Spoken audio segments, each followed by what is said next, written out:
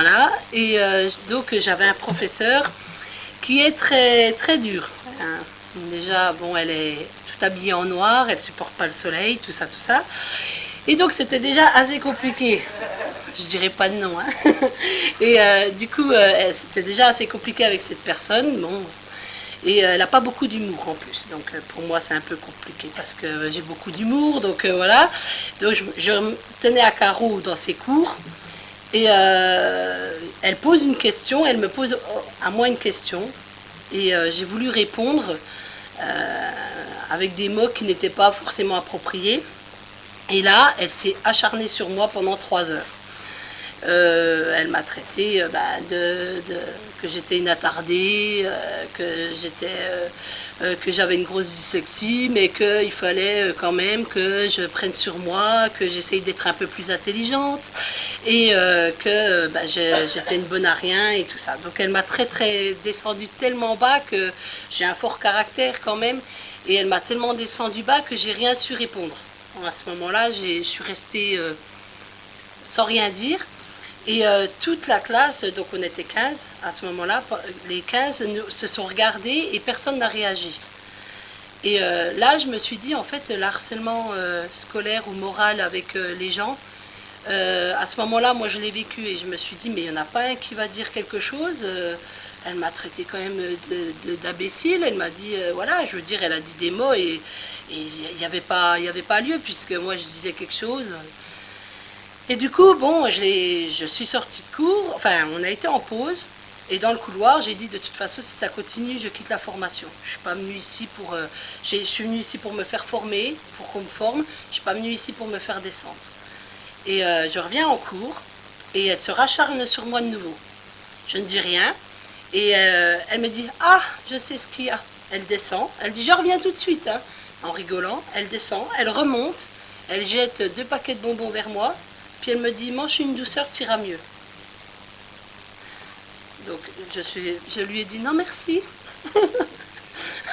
Avec politesse, mais au fond de moi, ça bouillait un petit peu, j'avoue. Et du coup, je me suis dit, mais pourquoi j'ai l'habitude que les gens soient gentils avec moi, et là, en fait, je me suis dit, mais c'est quoi ce monstre? Bon. Du coup, je suis sortie du cours, j'étais pas bien, j'étais manger avec mes collègues, et elles m'ont dit, j'étais pas comme d'habitude, quoi. Du coup, je suis partie, et l'après-midi, on avait Maurice, qu'on appellera Momo.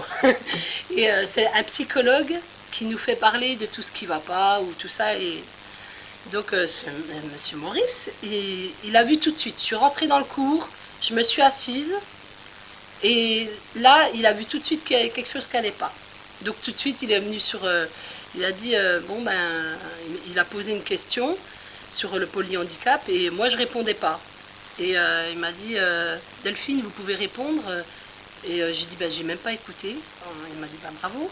Et après, j'ai dit, mais non, mais j'ai pas écouté parce que je suis pas là et j'ai pas de réponse. Il m'a dit, qu'est-ce qui va pas? Et moi, j'ai dit, rien. Et la jeune qui était là, elle me dit, moi je vais me lever, je vais dire, Delphine, elle vient de se faire insulter, on l'a traitée comme une moins que rien, une débile, une mongole. Pour une professionnelle, c'est quand même incroyable de dire ces mots-là et tout ça. Et bon, forcément, hein, au milieu de tout le monde, en plus dans le couloir, à un moment donné, on s'est retrouvé à 80, donc il y avait les 80 qui savaient que voilà, donc c'était un petit peu compliqué, bon, donc je me suis écroulée. Et là, j'ai vu déjà la gentillesse de mes collègues qui m'ont tous soutenu et tout ça. Et donc le monsieur, il me dit, mais qu'est-ce que vous éprouvez là? J'ai dit, j'ai l'impression d'être rien.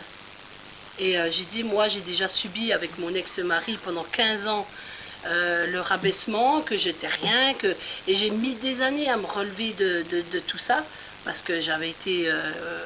et j'ai dit, et là, en fait, c'est comme si je retournais 15 ans en arrière et que tout ce que j'ai mis en œuvre, parce que j'ai quand même 43 ans, je suis dyslexique, je me retrouve en IRTS à Besançon, j'ai dit, j'ai fait du chemin, quoi.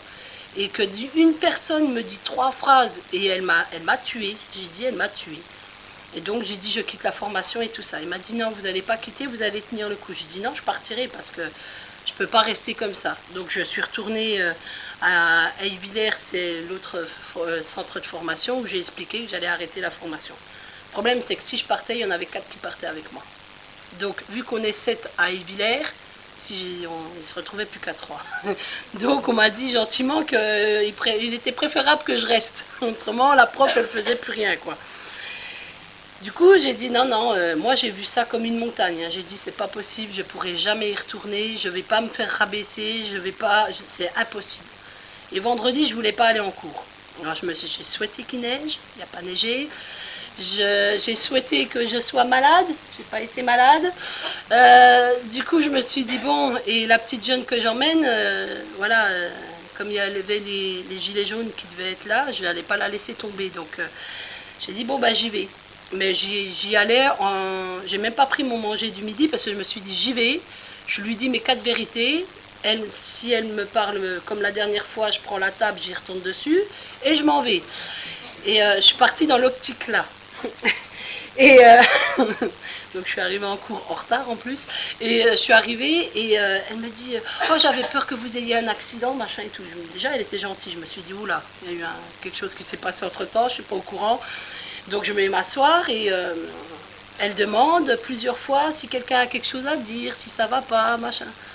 Et d'un seul coup, je sais pas, j'ai dit allez, hop, je me lance. Donc j'ai dit écoutez, moi j'ai quelque chose à vous dire. Vous